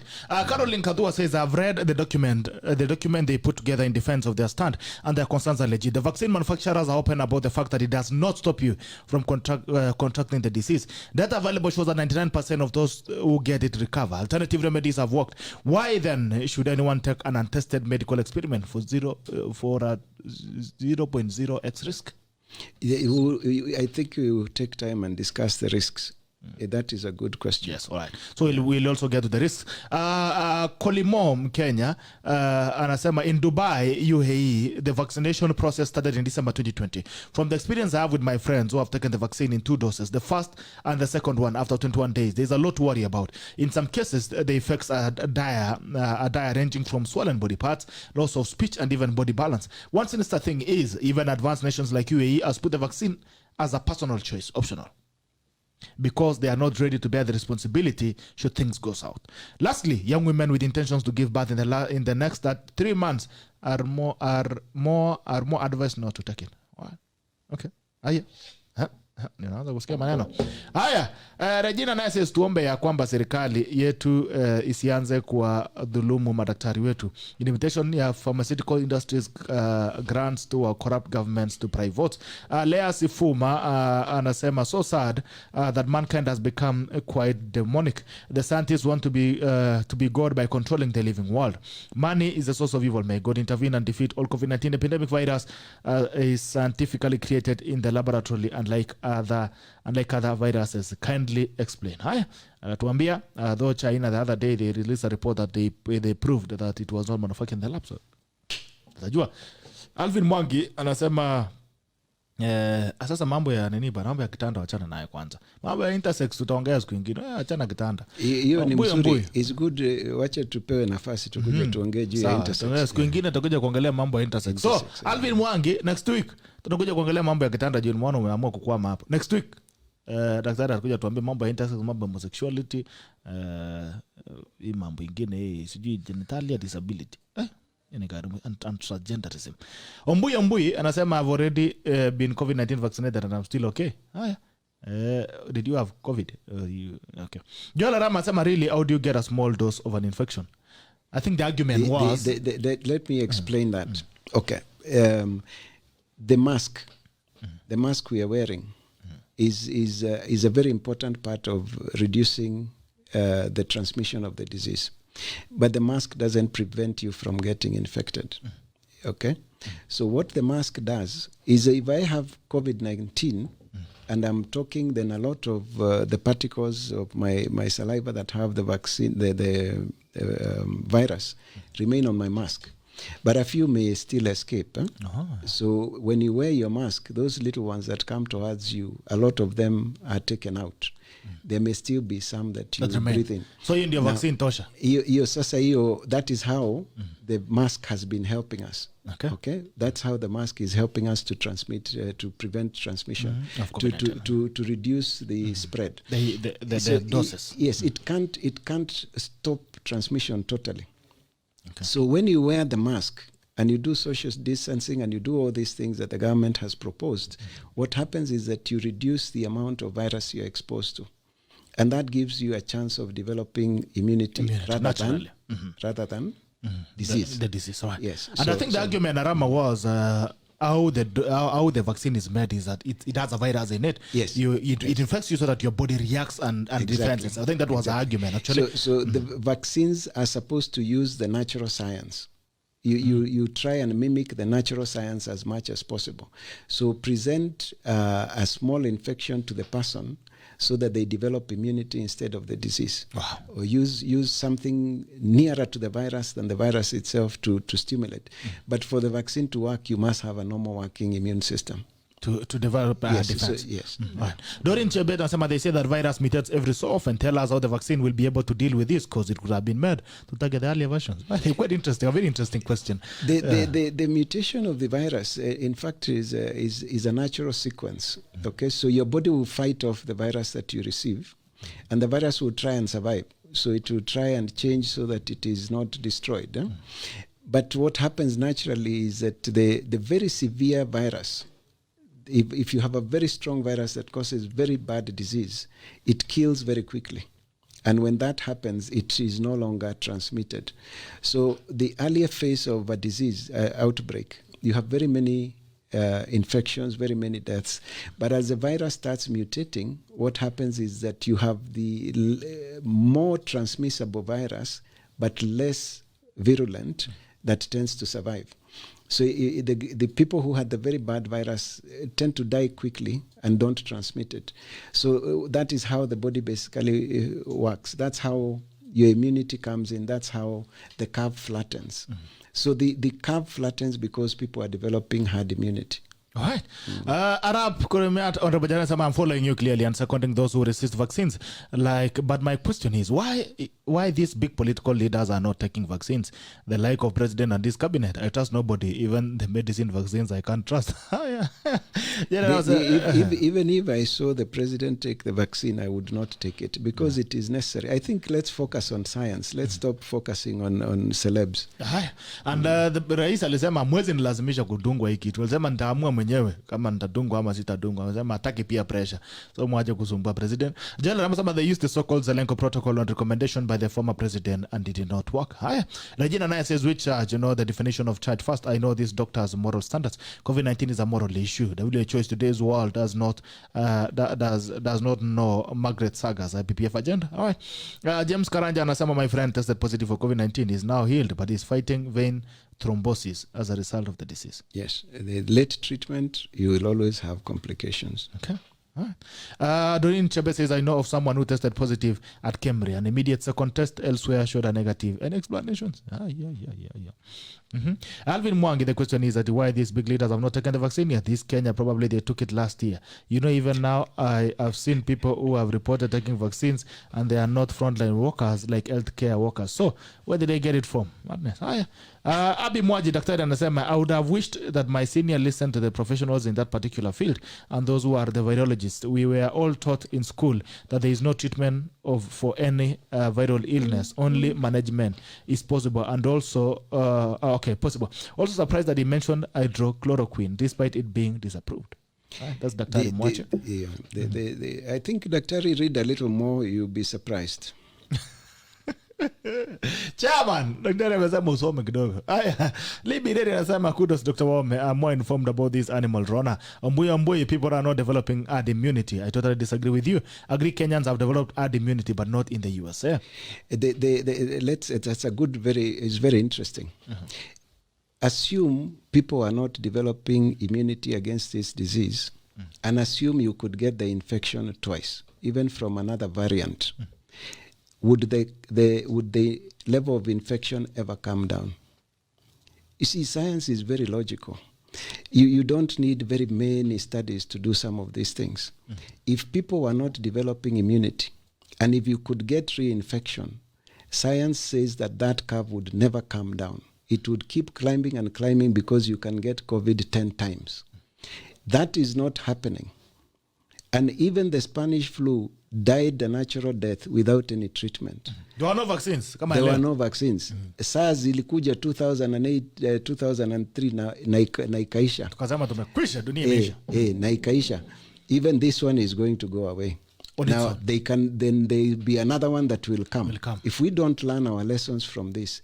In fact, Bitok, if you read any paper that talks about how to manage an outbreak of a disease, vaccination has never been used for a disease outbreak, because by the time it takes for you to start developing the vaccine, even if you accelerate like this one, and it takes 1 or 2 years, and it will take 5 years before the whole country has been vaccinated, this disease will have gone. Then we'll be dealing with another one. How many vaccines are you going to produce? How much money are you going to spend on these vaccines? Yeah, so people need to be very careful that you must understand science is very logical. The only reason outbreak curves flatten is because people develop immunity. Yes. That is what happens. All right. George Fagan said the whole COVID thing was a big business because instead of working on a treatment, they decided to do a vaccine because that's where the money is. Just for okay, says Dr. WAHOME, our gynecologist for the past 8 years. Now that you have a solution towards COVID treatment, expect longer queues and massive clinics, and also expect more commissions. Hii mwaka nitamoka. Wewe niliwaambia msicheza na mimi hii mwaka. Ile kufunga nimefunga kwa milima WAHOME. Let it be clear that I am a gynecologist. Even the patients I'm treating patients who are pregnant. So please go to your physician and demand treatment. Go to your local doctor and demand treatment. We don't have enough space to take care of the whole country, and we have to save lives. So go to your doctor, tell him you have had this, show him our document, and ask him why he's not giving you medicine. And if he won't give you medicine, ask him to give you a similar document explaining why medicine should not be given. Yes. Haya. So what you do is that tafuteni sasa wewe tafuta regime, daktari ataona regime hapo, regime kwa in that letter they'll give you the treatment regime that they are proposing. Amesema anatibu watu kwa na mimba. So wanaume poleni kidogo, labda muone vile mtaleta mimba muende kutibiwa na Dr. WAHOME. Jaja Fake anasema they need the movement restrictions that curfew would prevent us from having herd immunity. Haya. So tuzunguke mpaka tupone. But anyway, hata nimeona matatu wanabeba full na bado hatujaanguka. They said people drop them. Dennis Kesiora anasema people like Daktari, their voices are always silenced. I hope they don't silence you. Kanaru anasema if Google, YouTube, FB, Twitter and mainstream media covers up any talk of treatment, why do you think government of Kenya will listen to the doctor? Ndio maana serikali iko hivyo. Masikio ya serikali ni mzito kidogo. Nategemea unaongea kutoka wapi. Kama kuna kitu kwa bahasha. Kevin Okoja anasema great show. Thank you so much. Brando Collins, in Kenya, no one can ever credit you for what you invent. In fact, discredited much a big award you can receive. For sure, this COVID-19 should have been a thing of the past if we adhere to the Zelenko Protocol with combination of blood thinners. COVID-19 billionaires can't allow that to happen. Their businesses will shut automatically. Wow, interesting. Naona Joyfrey ametangulia Raman Gerald. So if herd immunity is working, what happened to our neighbors TZ? If reports online are valid, who is a leader in Africa in Nairobi Hospital? Nasikia amekuja. Okay, let's again address that. Is a good question. The thing is, it is not a good strategy to allow herd immunity to occur naturally, because what happens is that you have so many people getting infected at the same time that you have more people requiring hospitalization that your hospital can sustain. So the idea is slow down the infection with everything you can. So the containment measures were not to stop the disease from spreading. They were to slow it down so that very many people are not sick at the same time. That's what the whole story about flattening the curve is. So remember, even as we speak about the available treatment, we are not saying don't wear your mask. We are not saying don't social distance. We are not saying don't do everything else we have been advised to do for the containment measures. We are saying add this onto everything else so that we can deal with COVID quickly. All right. I'll tell you that. Baro inasema to a fellow Kenyans and people of goodwill, stopping the loss of human life from naona imepotea imeenda. Haya, jaribu kujisomea mwenyewe polepole imewekwa hapo. Anyway, Alvin, I want to answer you for the last time, Alvin. Anasema I'll be objective in your reporting. I'm raising sensible questions. Get the history of Dr. Wahome. He has largely spoken against intersex persons saying they are disabled and he's a doctor. How do we trust him speaking of this COVID-19 stuff now? All right. I'm not going to let Daktari answer. Let me answer him for you. Mambo ya kitanda nimesema tuongelee siku nyingine. We are not here today to talk about intersex or whatever it is, genital, whatever. We are not discussing genitals today. Two, he's talking about the history of vaccine, opposition of vaccine. I've asked him already about the history of the church opposing vaccine, and he has explained it. That is not all the vaccines that have been opposing. And for the ones that have raised concerns, the tests have actually proved that there were elements that could limit reproduction. So, Alvin, I think we close that so that we don't know. Unaona kama kuna hasira sana, lakini nimekujibu hata sitapea daktari ya kujibu, mimi ndo daktari sasa. I've asked him so that we have it very clear. I've asked him about the vaccines, the history of opposition of vaccines, and mambo ya kitanda sitauliza. We'll get another day for mambo ya kitanda. So let's stick to the agenda of the day.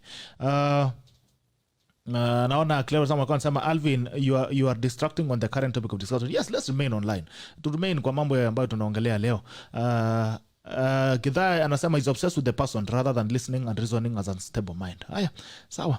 Uliza maswali ingine ya corona lakini usiulize ya nini ya mambo ya kitanda. Nimesema siku ingine tutaleta mambo ya kitanda. Clever anasema exactly our show and the current show is about COVID-19. Yes, let's stick to COVID-19. Amos To anasema ask the doctor about the issue of global health apartheid. There is evidence that the first world rich countries had already pre-ordered the vaccines way back before even November last while us third world countries have started receiving the vaccines 6 months after the jab. You're falling into a trap. The minute you start talking about like that, then it seems you have already assumed the vaccine is useful. They can stay with their many doses. It doesn't matter. What we need to do is take care of our people with the resources we have available. There is treatment that is available. Let us treat our people. They can stay with their vaccine if they want to keep 10 or 20 doses. That should not be our responsibility. All right. Lea Sifuna says, hi, Doc. Thanks for your exposition. We're going to catch up soon. Uko mashinani. Haya. That is Lea Sifuma. Juan Jagi says, thank you, Daktari. And has been my question after some years. There will be another virus. Are we going to vaccinate the whole human population? Haya. Swala nyeti. Abi Mwachi anasema Sini has given me a tackle. But ni sawa. Pole sana. Hii ni tackle na tackle unapokea saa zingine. Chairman. Pole sana. Chairman. Aspiring chairman of KMPDU. Okay, Joel Rama says what Alvin is asking Simon Kitanda is about biological makeup. I mean, it's interesting. I mean, that's not a convention for the day, Rama. So let's stick to the convention. Siku ingine utakuja tuongelee mambo ya maneno ambayo Alvin address. Udley and Mokua. Alvin thinks that is on the social scientist, that is on the STL. Tuko wengi. And they're just listening. We'll comment later that's a social scientist. All right. There are things that aren't us. There's something that has been raised that we're actually going to. Is there a conflict between the bishops in Catholic Church and the Catholic Doctors Association? Because the other day they gave a conflicting statement and disagree with you guys. It is there is no conflict. I think there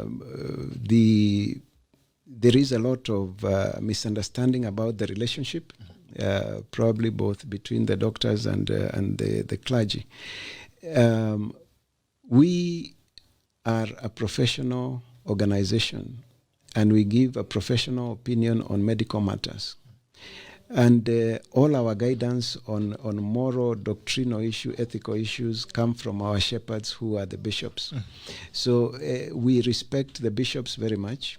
And anytime there is issues of moral or doctrinal advice, then we are guided by them. They have talked about the moral concerns of the virus as guided by the Holy Father. And that is their area. It is not ours. So they have said, if you have no other alternative for safe treatment or for safe vaccine, if the only thing that can save you from COVID is this vaccine and it is made from aborted fetal cells, it is moral and licit to take it. That is the stand of the church, and we have no problem with that stand of the church. Now, as a clinical guidance, as medical doctors, our stand is that the vaccine is not necessary because there is treatment available. Those two positions are not in conflict at all. And even the letter that is available on social media from the from the bishops was very clear that the position that was taken is a professional position, and we were not speaking on behalf of the church. Basically, we were just giving our medical opinion as medical doctors. Yes. All right, so there's no conflict in between. There is no conflict. All right, so, but you guys you speak to the same population. Yes, and that's why it is important we make this clarification. The bishops address themselves to the moral concerns, and that is their area, and they have given us guidance. And as we have spoken to the science, and we have given guidance, so there is no conflict. So if a Catholic faithful wants to take the vaccine voluntarily, there is nothing stopping them from taking it. And if a Catholic faithful feels they do not want to take the vaccine, there is nothing stopping them from not taking the vaccine. So in the end, we will all make individual decisions. The bishops have guided us on the moral concerns. The Catholic doctors have given their opinion. Remember, it is an opinion. You can take it or leave it. Yes, it is. People should not react like we are forcing them not to take the vaccine. We have just given an opinion. Yeah, so there are people who are saying it is good, as we are saying it is not necessary. You make up your mind, read the science, then make a decision. And then, because that decision will be informed, you take full responsibility for your choice. For the consequences that happened. All right. There's something you've raised. Now, the next, after this question, the next question would be the effects, the consequences of this vaccine. What are some of the reactions? But now, before we go to that, you've raised a concern about the protocol of vaccine production. And you've questioned how the COVID-19 vaccine has been come up with. I would want you to tell us, okay, what is the recommended, or what is the traditional path in terms of production of vaccines, and draw comparisons against what we are dealing with now, the COVID-19 vaccine? That is not my area of specialty, so I will be going beyond what I am trained to do. The idea is what I can discuss, Bitok, is the what would I call it? The evolution of vaccines. So at the beginning of vaccination, what was done is that you presented the infective material to the immunity, to the natural immune system, respecting how it works.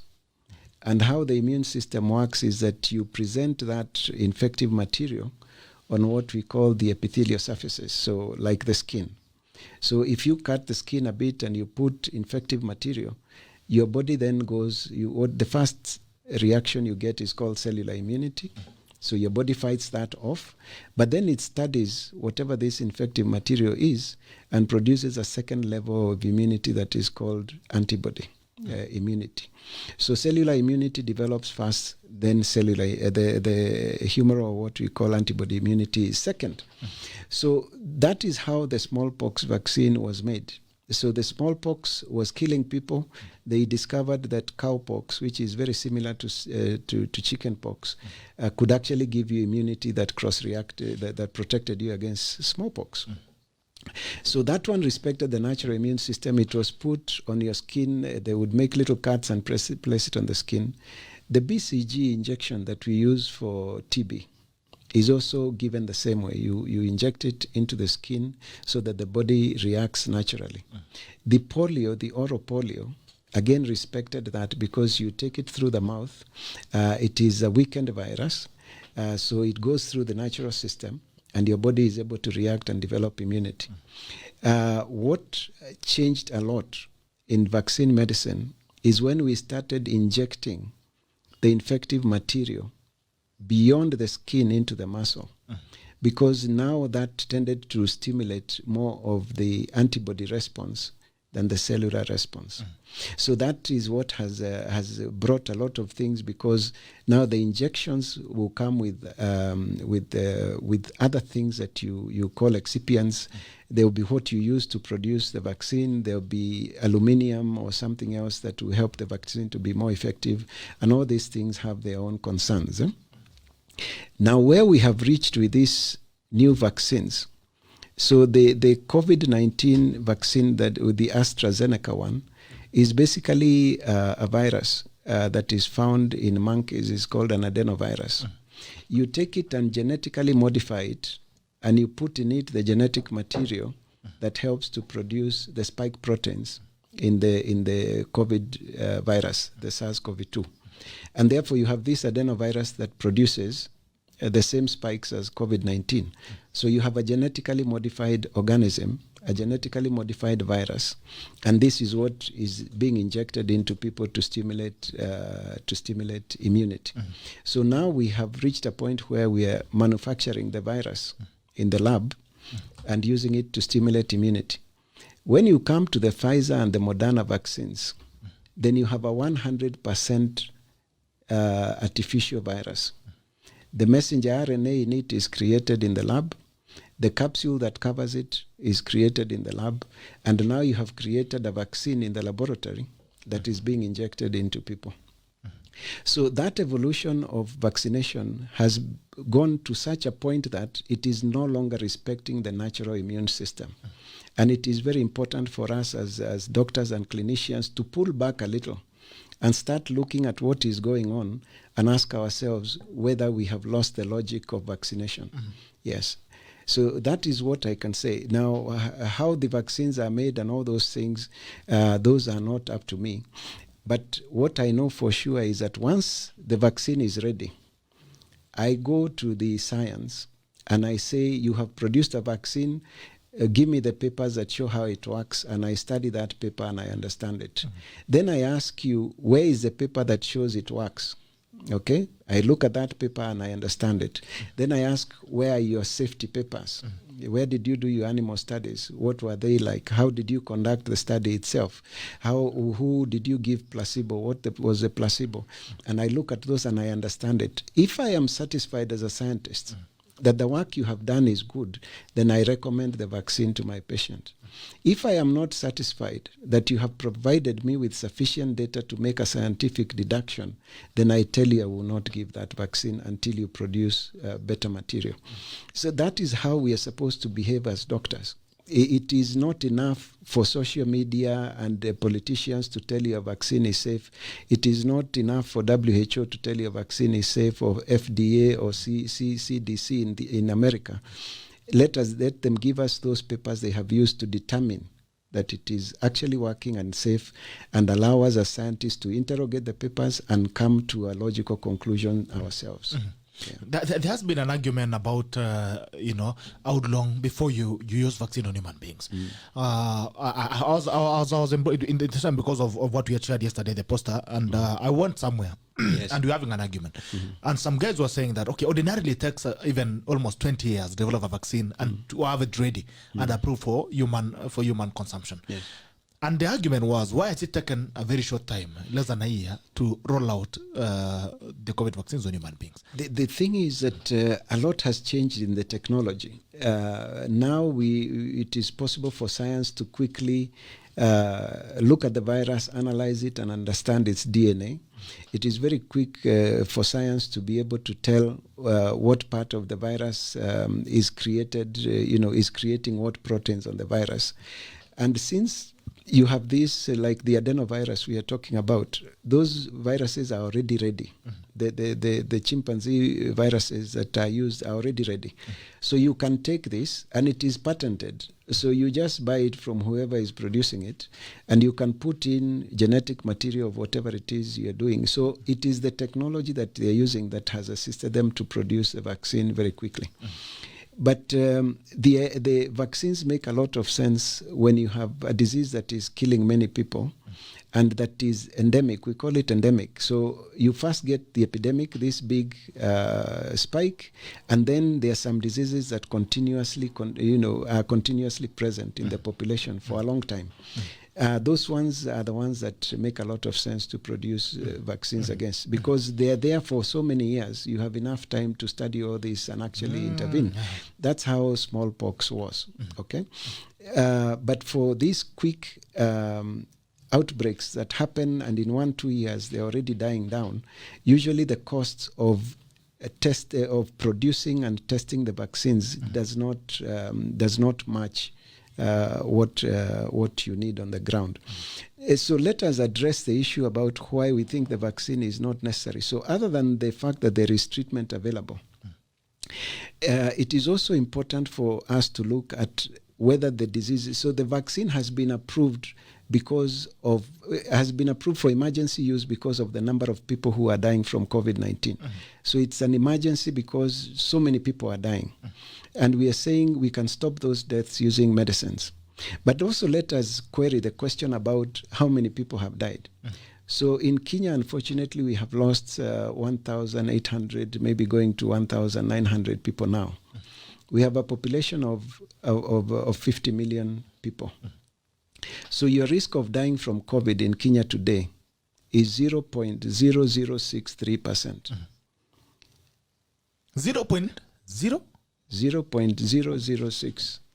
Chances of dying. 0.0036%. It is there in our document. In 2019, we lost about 3,500 people to road accidents in Kenya. So you have twice the risk of dying of a road accident in Kenya today than from COVID. We lost 10,700 people to malaria.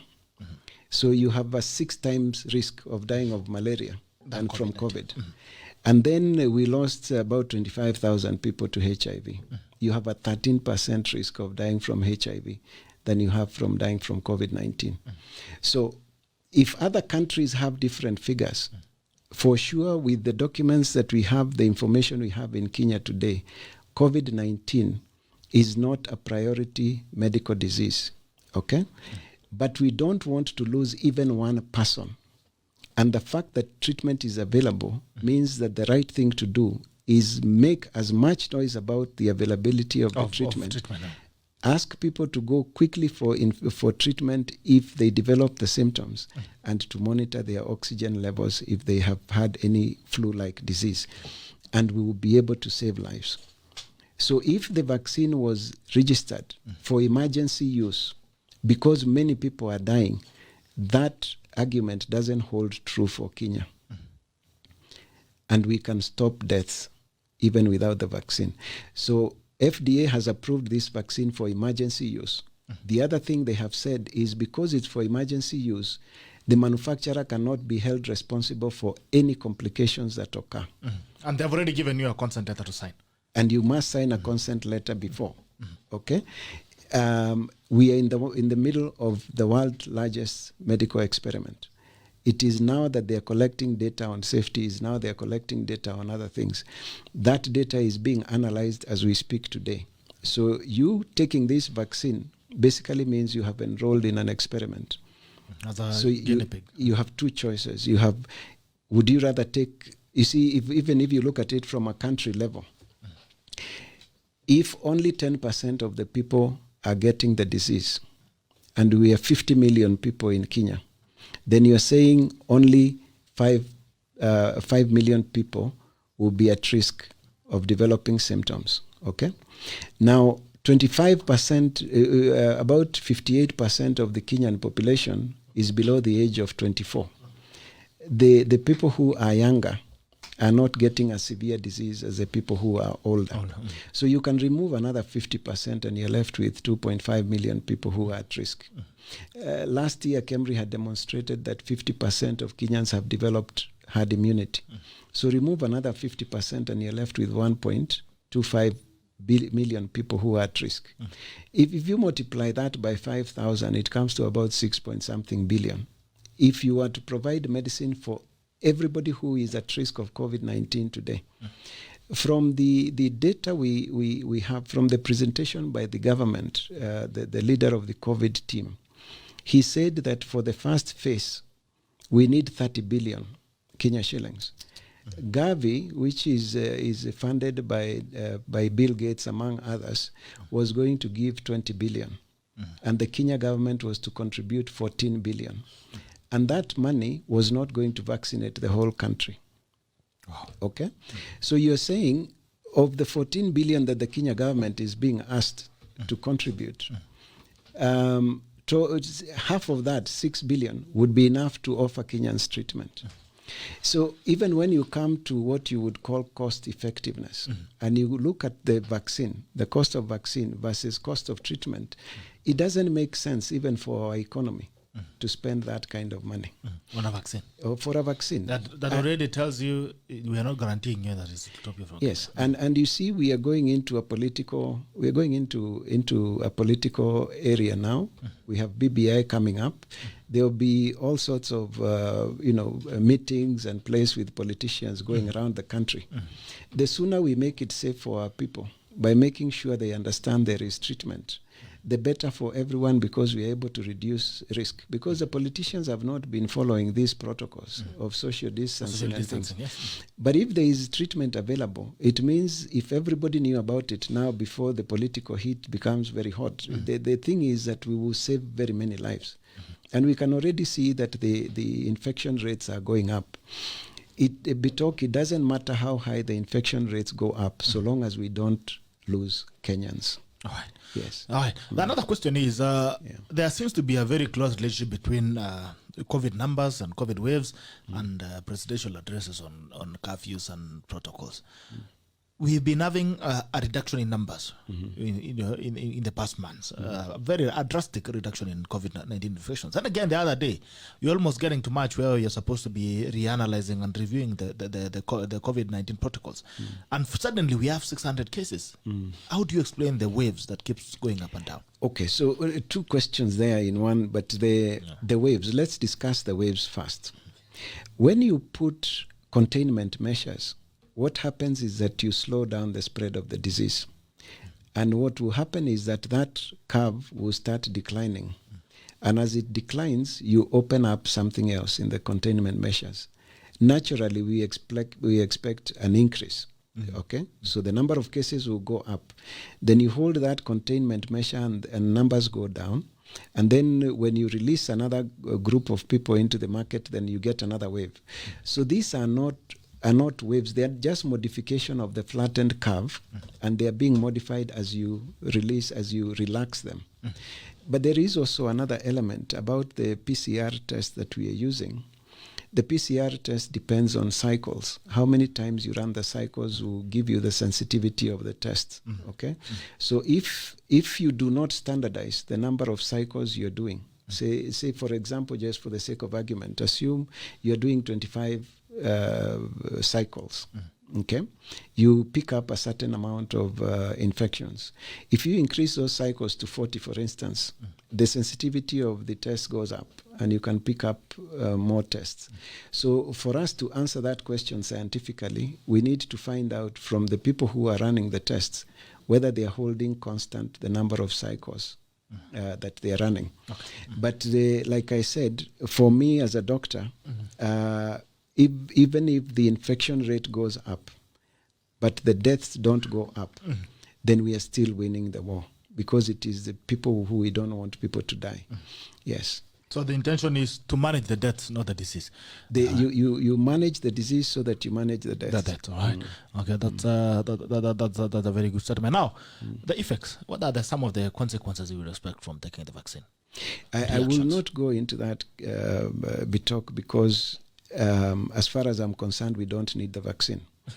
The people who should ask those questions are the people who are willing to take the vaccine. So if you're out there and you're willing to take the vaccine, kindly ask for a full document of the kind of side effects you should expect. That is your choice. If you want to take the vaccine, please be sure you are informed about the side effects to expect.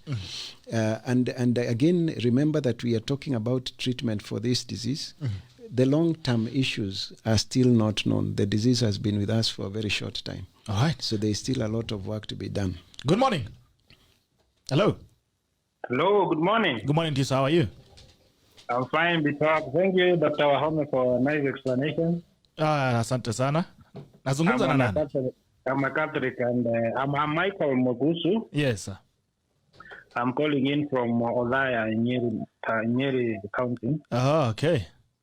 I just want to appreciate that, because I'm a Catholic and I didn't want this opposition from the Doctor Association and the bishops themselves. But at least I've understood that they are talking from the moral perspective, and they are also talking from science perspective. And I wanted to understand about the vaccination that was we are asked not to take from the Johnson and Johnson. So that I understand, it's also not only in Kenya, but it's from other European countries where the Catholics exist. Maybe you can say something about that. Okay, sir. No problem. Thank you so much for calling. The Johnson and Johnson vaccine is also made from aborted fetal cells, but this time from the eye, from the retina. So it would raise the same moral concerns as the AstraZeneca vaccine. But then again, is a vaccine necessary or not? It's a discussion. Is a vaccine necessary or not? Okay, I want to ask you about, I think we already answered about the masks, how the mask would help us deal with the pandemic. I think you already answered that. And I think we have almost 5 minutes to the hand run. So I want to ask you one last question. There's something to ask you. Yeah. Okay. Now, you're talking about, we are now telling Kenyans that the vaccine is not good for them. No. Or it's not necessary. It's not necessary. It's not necessary. Yes. So in an event that people don't get vaccinated, are we not posing danger to the next people? Are we in any way posing danger to the environment, the people around us? In fact, that is a very good question, and I've seen a lot of that misrepresentation. Again, science is very logical. So assume you agree to take the vaccine. And the vaccine is supposed to protect you from infection because the vaccine is supposed to be protective. That's the reason you're taking the risk. Yeah. And I choose not to take the vaccine. And COVID comes. Between the two of us, who is at risk? Who is at risk? I think... you see, if the vaccine works and you have been vaccinated, yes, then you should be the one who is safe. Yes. Even if I had COVID, I should not infect you. So what is your problem if I refuse to take the vaccine?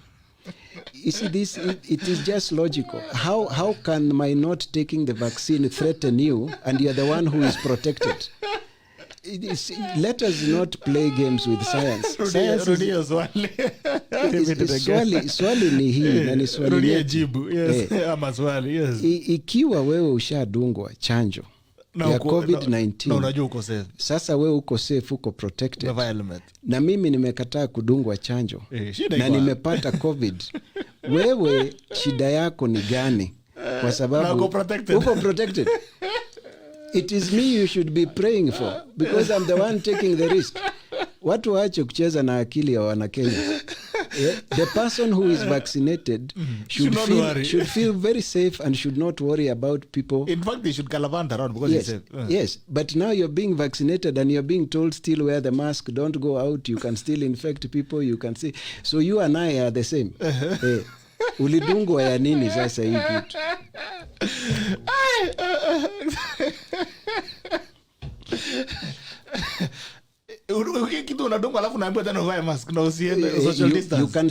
You can still spread the disease, you can still get infected. Yes. So still wear your mask, still social distance, na tunapewa ati ndio turudi normal. The other option is let us treat people who are sick. So we wear our masks, we treat people who are sick. As we reduce the infection, we start reducing these things. And yes, as you get immunity. Yes. Tunaanza kuacha social distancing, tunaanza kusalimiana na mkono. Kidogo namna hii matatu inabeba full capacity, lakini tumevaa mask. Kidogo tunakubaliwa tuache kuvaa mask kama tuko nje. You know, slowly, we can actually go back to normal if we keep the death rates down. Yes. Lakini hata mkidungwa hiyo chanjo bado mtavaa mask na bado mtaendelea social distancing, na utahitaji certificate ya vaccine ndio uweze kusafiri sijui kwenda wapi. Kipanda system. Yeah. Hi, Daktari, I'll want to take your last remarks, your last comments on everything you've discussed. Yes, I think the last remarks from me would be very simple. Ladies and gentlemen out there, there is treatment, effective treatment for COVID-19. Let us not lose any more lives. If you develop flu-like symptoms, go to your doctor. ask about the Zelenko Protocol, ask about ivermectin, and tell them that you're willing to take the medication, and they prescribe it for you. In the next 7 to 10 days, make sure you monitor your oxygen levels, so that if you are in the small group that develops complications, if your oxygen saturation level drops below 90, run to hospital, get admitted. There is medication that we can give you in hospital. So long as you present early, there is a very good chance of surviving.